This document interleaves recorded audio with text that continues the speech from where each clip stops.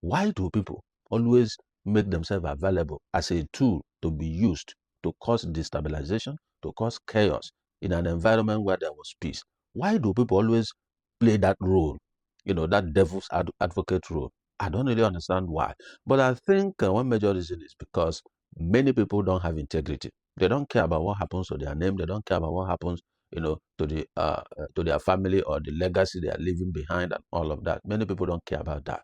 What they care about is to align to power, to make money, and they don't care the implication to others because their selfishness is top notch. The moment citizens have that, feeling that as Inec chairman you are partisan, that you are not neutral, and your actions are showing that. This interpretation of court order that you are not recognizing any faction of, the ADC is one point.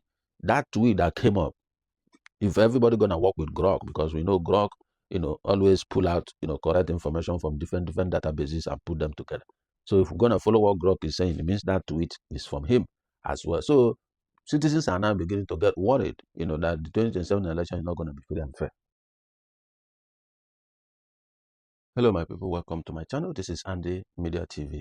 You agree with me that the opposition parties in Nigeria have been, kind of struggling to survive with the kind of, volatile political space that the ruling party has kind of made available for them. You recall that the African Democratic Congress have been, kind of battling with Inec in terms of the way and manner Inec they recognize the leadership of the party. You recall also that one of the courts, the appeal court in Nigeria, granted an order, requesting Inec to maintain status quo antebellum, in the suit filed by Nafiu Bala, Gombe, who tried to claim that he's supposed to be the party chairman, being an deputy chairman of the party during the Raf Mosu-led executive committee. But when the Raf Mosu-led group, handed over the party leadership to Senator David Mark, Farebe Sola, Bolaji Abdullahi, and the rest of the team, the Nafiu Bala was there. The same Nafiu Bala Gombe, who is instituting this, lawsuit in the court, was in the midst. He was there in the function when this whole thing was done, and power was handed over to David Mark-led group. And according to the chairman, Ralph Nwosu, at that time, he said that all the members of the National Working Committee of the party, they resigned their position. And that is what led to them handing over the leadership of the party to the David Mark-led group, because the aggrieved members of other political parties, were kind of looking for SPV, the special, purpose vehicle through which they can, run the 2027 election, and the ADC was chosen, African Democratic Congress. So these are part of the things that, happened, at that time. I think that was in July 2025.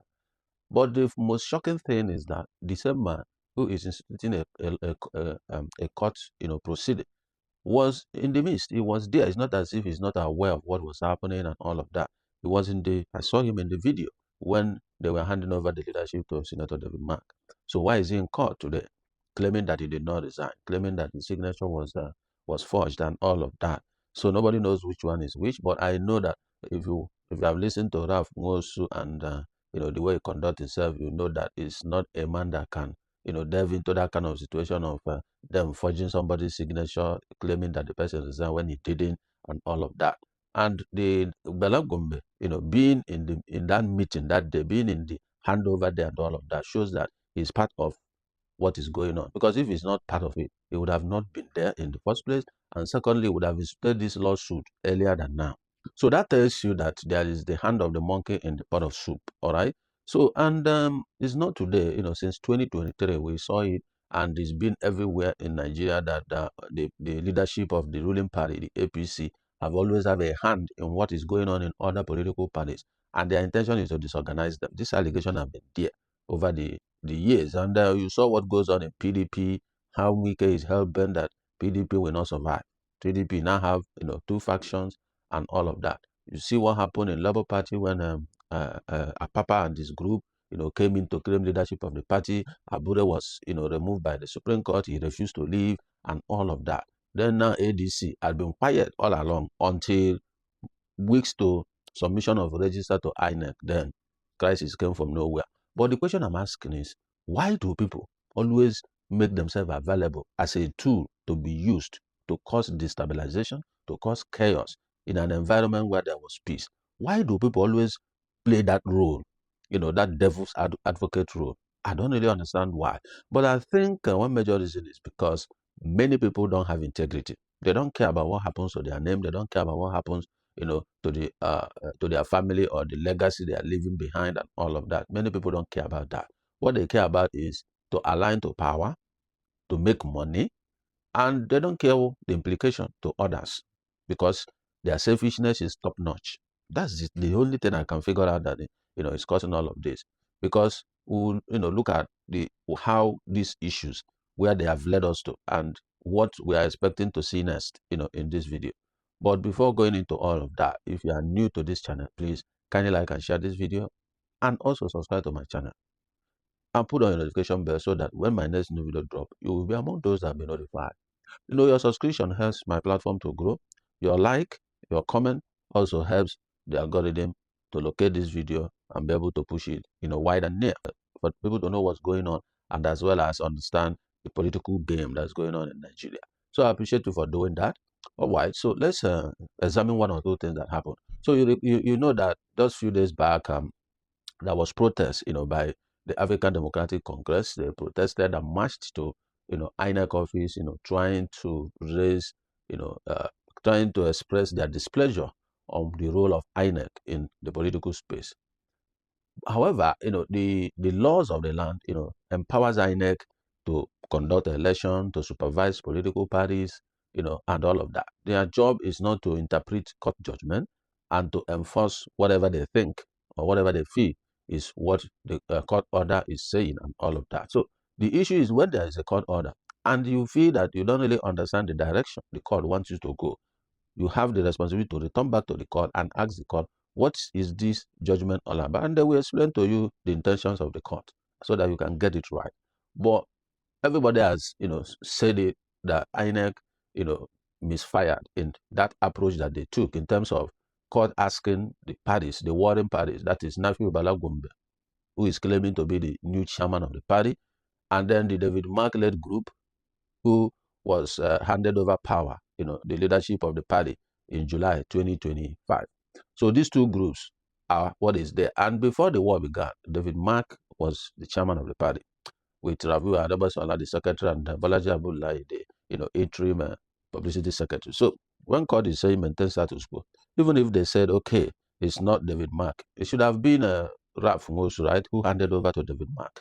But for INEC to come out and say that he's not recognizing any faction at all, that ADC is not going to have any leadership pending when the court has determined the case.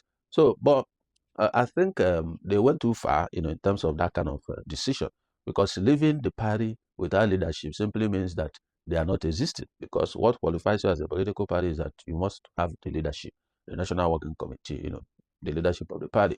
But in this case now, ADC doesn't have it, based on INEC decision to recognize them, and remove them from their portal. So if you go to INEC portal, when you come to ADC, you're not gonna see chairman or any leader in that box.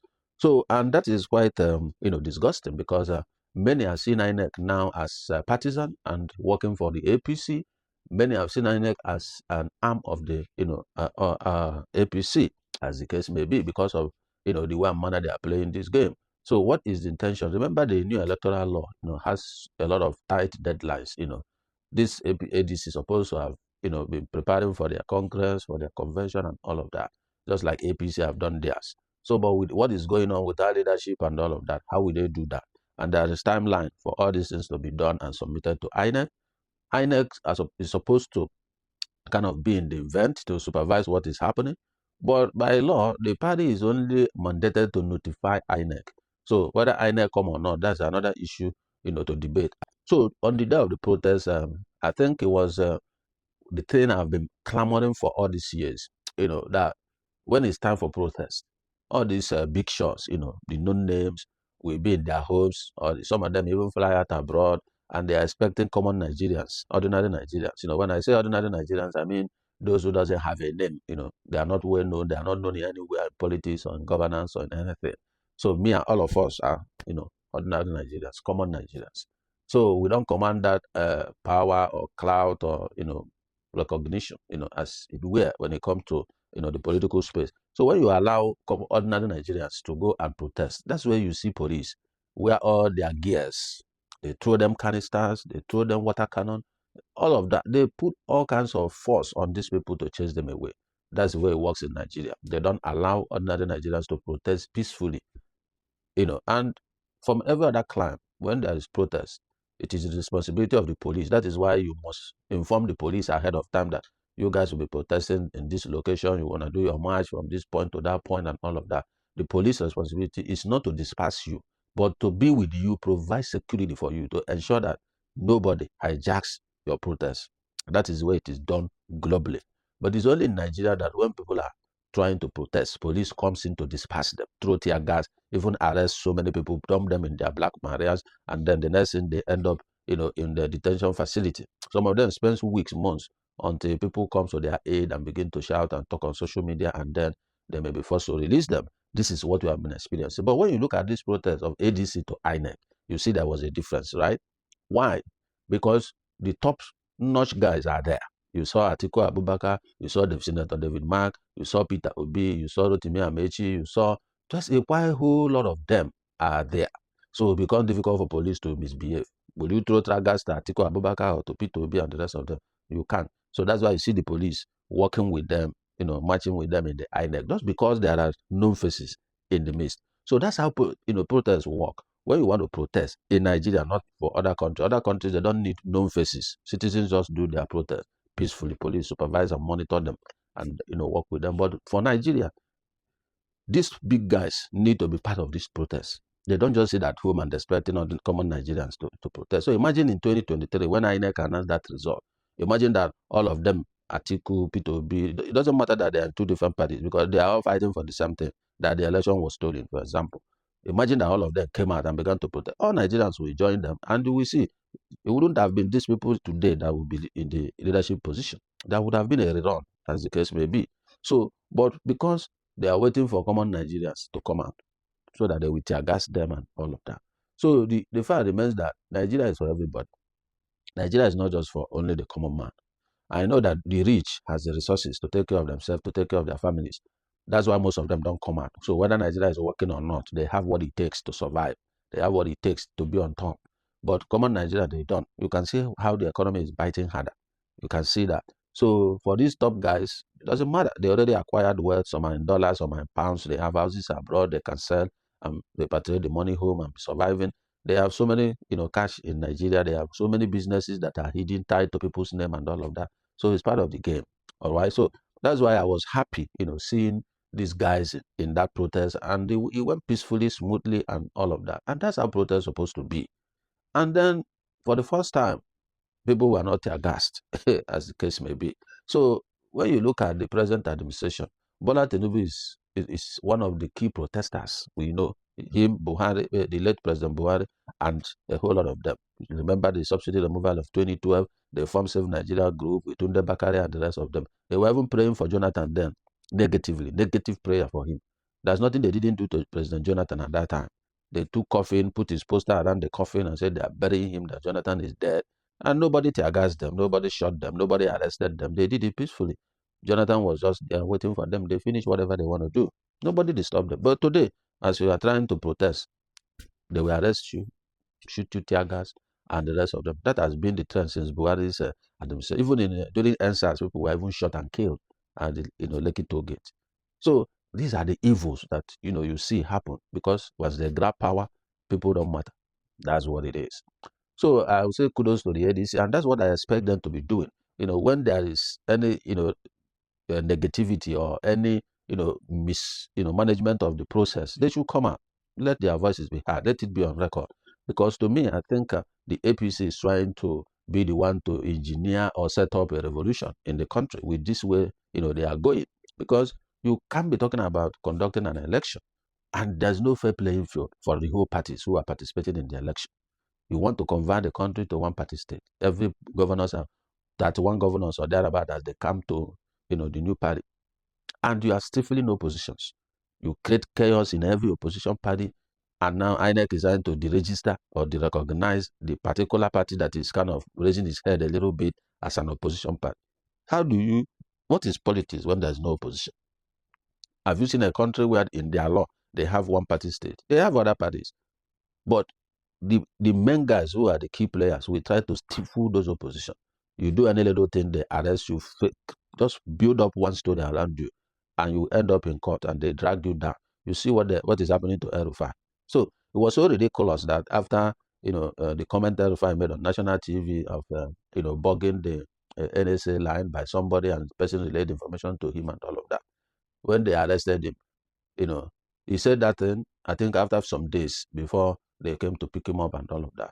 Then ICPC, who is a corruption, fighting agency, now said they went for a search in his home and they saw the equipment he's using to tap NSA call. That is so ridiculous. Somebody said on national TV that somebody tapped somebody's call and relayed information to him of what he had in the call. And he said it on national TV. And the moment he finished, there was backlash. People were like, how can he say things like this on national TV and all of that? And you now think that if the person is the one, tapping those calls, and he will still leave the equipment and everything in his house after how many days before ICPC came to his house. So they are just trying to kind of probably build up, some narrative so that they will use it to kind of, nail him down and all of that. There's nowhere to find we have those equipment in his house, even if he's the one who is doing the tapping, for example. After he has said that on TV, he will move every equipment out of his house. Everybody is not a fool. He's a very smart man. So, and I believe that saying that on national TV, he may have his reasons. There may be reason why he's trying to say that. But I think after the battle with the government, maybe we will hear more from him, because I know El-Rufai is going to speak more concerning things he knows about this government. And don't forget, he's part of the founding fathers of the APCs. He's part of the builders of that APC. So he knows every details about the party, what they have done in the past and all of that. So he may use that to kind of attack the party at the end of the day. So that's aside. But, my point here is that I think if APC, we know what is good for them, they should allow for the fair election. Inec should put his house in order. You don't need to show partisanship. You don't need to show how biased you are when it comes to election matters. Yesterday, I was going through a whole lot of information on X, seeing some tweet, saying that somebody, is it Dayo Israel from APC, was saying that in Lagos, some places where Igbos are settled, that they have never voted APC, but he won in that place, something like that. I was talking about. And there's a comment under the post saying, with the Inec chairman's name, saying that victory is certain or something like that. So he commented, kind of supporting what the APC guy was saying. So that's the way that have been trending. I think I'm going to put it on the screen. It's been trending. And many people have gone to Grok, asking Grok question is, does this handle belongs to, the INEC chairman? Grok confirmed that it belongs to him. Mentioned his email he used, to open the account in 2022. Mentioned that even his email in the school, is it Unijust, where he was working before he was appointed. So the Grok was able to bring out all the details and said that they just changed that name, I think yesterday or thereabout, to another Sunday Vibe, whatever, something like that. So, but Grok established that it belongs to the INEC chairman. But the name was recently changed because of the backlash. People were calling up this tweet and it was trending everywhere. The moment citizens have that, feeling that as INEC chairman, you are partisan, that you are not neutral, and your actions are showing that. This interpretation of court order that you are not recognizing any faction of, the ADC is one point. That tweet that came up, if everybody gonna work with Grok, because we know Grok, always pull out, correct information from different databases and put them together. So if we're gonna follow what Grok is saying, it means that tweet is from him as well. So citizens are now beginning to get worried, that the 2027 election is not going to be free and fair. And that's the honest truth. Because even a layman, reading the word status quo antebellum, just maintain status quo. And everybody knows what status quo is, So, and a professor, came out and said that the status quo antebellum means he cannot recognize any faction. The court never said recognize one faction or the other. And the court also did not say do not recognize any faction. That's not what the court said. So if there are two status quo when it comes to ADC. Status quo number one is Professor Ralph Nwosu's led leadership. That's number one. Status quo number two is David Mark led, leadership. And these two, status quo have been there before the nephew Balagombe went to court to challenge the leadership of the party led by David Mark. So if court is saying go back to status quo, it's either you return back to David Mark leadership or you return back to Professor Ralph Wosu's leadership. When David Mark took over in July or thereabout 2025, there was no case in court. There was no problem. There was no fighting. Nobody was, challenging that leadership. Kachuku just came on TV and spoke. That's what he did. A few months after, somebody just came out and start causing problems.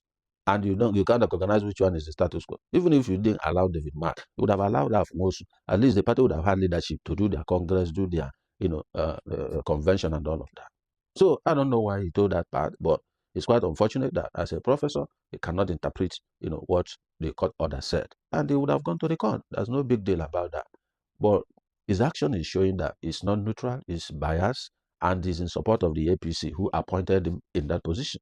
But I think overall, Jega is one of the key guys who conducted the election that every Nigerian believed in. Even the President Jonathan, then incumbent president, lost his seat, and he was able to acknowledge his defeat.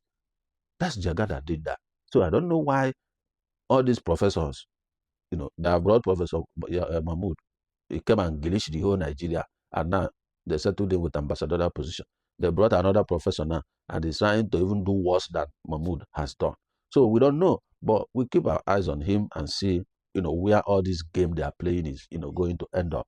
But one good thing is that the ADC, the African Democratic Congress, and the PDP, the faction of PDP, led by, Governor Seyi Makinde, they have been meeting. And the way I'm looking at it, maybe they want to form an alliance. And I think that should be the best thing for all the opposition parties, SDP, NRP, APDP faction, and other political parties. I don't even know their name. Zenith Labour Party, yes, it's their Labour Party themselves and all of that. I think if I were them, the best thing they can do is they have a meeting, come together, join hands with ADC, then ADC themselves should sit down, be able to select their best. When I mean their best, I mean their very, very best that will represent the party, president and vice. And many people are already taking for P2B as president and Kwankwaso as vice, because everybody has zoned their thing to south. It's only ADC that is remaining. So if they merge those two guys, Kwankwaso has clout in Kano, which is the state that has the biggest local government, 44 local government areas. And then if they can grab Kano, P2B has made inroad in many northern states already. And many citizens still believe that he has something to offer, when it comes to the leadership of the country and all of that. So if they can do the needful, do their combination and select their best, not about any other reason, just the best, who the citizen can back up and stand with, then Tinubu will be a walkover in 2027. With what is going on today, the hardship, the latest report is that 63% of Nigerians are poor, are living in poverty. So which translates about 140 million Nigerians out of 250 million. So it's only 110 million that escape. Even escape, they have not fully escaped. So almost half or more than half of the population is what? Living in abject poverty, multidimensional poverty. That is the new report. And they are telling you that the government is working. The question, who are they pulling out of? When they came in, I think it was about 130 or 133. Now it's more than that. Showing you that policies, programs, and project of government is not translating to the lives of the citizens. That is the truth. Even World Bank said it in one of their reports last year. They said it. And we have been shouting it. But they come on TV and tell you government is working. How is the government working when more people are going down into the poverty region? That is the question. And I said it in one of my videos that a Nigerian who was earning 100,000 during the Buhari's administration, right? 100,000 a month. That person at that time of Buhari is very wealthy. And that person can take care of his family. But today, a Nigerian that is earning 200, that is double of that amount today, is more poorer than the person earning 100,000 during Buhari's administration. That's the honest truth. They come and lie to you, inflation has gone down to 5 digit or 5%, 1 digit and all. There is blatant lies because they went and changed the way and manner that this inflation is calculated so that we favor government. Remember, inflation was 20-something% before. They did that, their rebasing system, and then they changed the formula and it went down to 1 digit. Go to the market. The market will tell you if there's inflation or not. So it's not the figure, it's the market because they changed the parameters. The same thing, unemployment rate was 34% or so at some point. Today, they will tell you unemployment is 7% or 9%. That's a lie. Because they changed the methodology. That is why it was so. So that it will favor government. It looks good in the paper. But in reality, it's not replicating what is happening in reality. So these are the issues. So the question is, all these budgets they are implementing, where are they going to? That is the question. Which I've asked this question, what are the proper programs this government is doing to pull people out of poverty? There's no country that doesn't have poverty reduction strategy. Every country have it, because there must be people who are within the poverty region that you need to pull out. So many Nigerians who were, their head were a little above water during Buhari's administration, today all their heads are inside the water. They are dropped into the poverty region now, especially all the middle class. Majority of the middle class are down into the poverty region because they can't survive. The economy is biting harder. Things are very expensive. Many people don't eat proteins anymore. Even the egg that's supposed to be the commonest thing, very expensive to buy one egg. So everything has changed completely. And we keep asking, how do people survive? That's why crime rate is high. Everybody is now a kidnapper. That's why prostitution is high. That's why murder rate is high. Because people are finding every possible means to survive. And the government is there enjoying themselves. So anybody who is supporting APC today, just write it down. Either the person is in the government, drawing from the government, or family member, or friend, or relative, or colleague, or whoever is in government, and that person is attached to that person, drawing from that person. That's one. The person may be a political appointee and all of that. That's two. The person may be an employee, civil servant, but the position he is, or the department is working, there are so many opportunities there. So we want the government to change. The next group will be people that benefits like contract and what have you from government. There's a way and channel through which they are drawing from the government. There's no same person who have nothing to do with the government or does not have anybody in government that will still be supporting this administration. Because what is the result? You measure by result. So what have they achieved technically when it comes to Human Development Index, when it comes to health, education, power, and even road infrastructure? You saw how people were trapped traveling home in December 2025 because the roads are terrible. So when you measure all these things, put them together, there's nothing to show. They were implementing 2024 budget, 2025 budget, 2023, 24, 25. How many budgets at the same time? What kind of system is that? So these are the things we are talking about. So the reality is that there's nothing that is working when it comes to this administration. Darkness everywhere, that the whole presidency have to disconnect themselves from the national grid that collapsed in 2024, at least once a month in 2024. 12 collapse. 2025, about 4 collapse. 2026, we have recorded about 3 collapse already. 2 in January. I think 1 recently that the minister was apologizing. So people have no source of power. Fuel now, you can't buy fuel. 1,300, 1,400 per liter. So how many liters will you buy to run your gen, to do your hair business that you are doing? No light. So how many liters will you buy to power your freezer if you are selling, frozen foods? These are the issues. How businesses are crashing, how people are suffering. But the government does not understand because they are disconnected from the people. They are totally disconnected from the people. Forming city boys, spending billions. That's why those people who are enjoying that billions going to city boy movement or city girls movement, there's no way they will not support this government because they are drawing from there. That is the point. But that billions that are wasted doing city boy, and they been they are channeling it to the health sector, doing free Medicare, Medicare for pregnant mothers and all those things. It will help reduce maternal and child mortality. But no, they are thinking of how to grab 2027 power. They don't care about what is going on in the country. So that's the point. When they are sick, they jet out abroad and take treatment and spend Nigerians' money and come back. Then the Nigerians that is paying for them to go abroad to do medical, they are suffering, dying in the hospital for common malaria. The other day, a pregnant woman died in Abuja, Buhari's general hospital. She died there, no oxygen to resuscitate her. And billions was budgeted during COVID to build and revive oxygen in the hospitals. Where are they? The COVID billions Dangote and this group donated, gone. No accountability, nothing. So these are the points.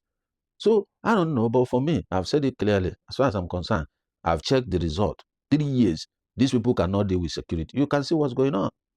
Another general killed by these bad elements who they are rehabilitating and reintegrating in society. They just killed another general.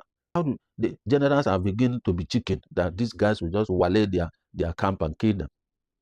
And you have president. He went to Plateau telling that it will not happen again. Few days after, what happened? He doesn't have what it takes to do the job. That's the point. Person that have the capacity to do the job, from day one, you see the result. Eh? From day one. It's not about standing on day one and say subsidy is gone. Subsidy is not a Nigerian problem. So the way you say subsidy is gone, would have said insecurity is gone and also pursue it. Look at how they kill people like chickens in the country. People's life don't matter. A whole general and his team were laid and killed. Just like that. And you have commander-in-chief. So I don't get it. Everybody is sick and tired of what is going on in the country. It's time to fix it. So anybody who is still supporting this administration, you need to tell us the reason why you are supporting them. You need to tell us the reason, what they have done. How does what they have done affected the people positively? We are not talking about few individuals who are enjoying from the government. We're talking about the majority of Nigerians who are suffering out there, who can't survive. They can't pay school fees. They can't even pay their rent because things have gone haywire. To buy something in the market now is crazy. Can't even buy food stuff. Very expensive. How much do you earn in a month? How much do you spend in a month? Transportation costs alone has taken half of your income because of high cost of fuel and all of that. So I don't know, but I think it's time to make a change. And 2027 is that time. We don't know who and who is contesting, who and who will be flag bearer of any other political parties. Until when the parties have brought out their candidates, we will know who to support. The only way we can support APC today in the 2027 general election is if they turn a new leaf, deal with insecurity, work on power. They still have many months till January when the election will start to make impact. If things remain the way it is, forget it. Personally, I can't cast my vote for them, even my family. That's the truth. So until they start making changes, we are seeing it. People are feeling it. We will not vote APC. That's the point. We'll have no grudges with anybody. We want a result. We want our country to change. We want the life of our people better. That is what we want. So anybody who will do it for us, we will vote the person. Whether it comes from a different party or anywhere, we'll follow that person. That's how things work. We don't follow party.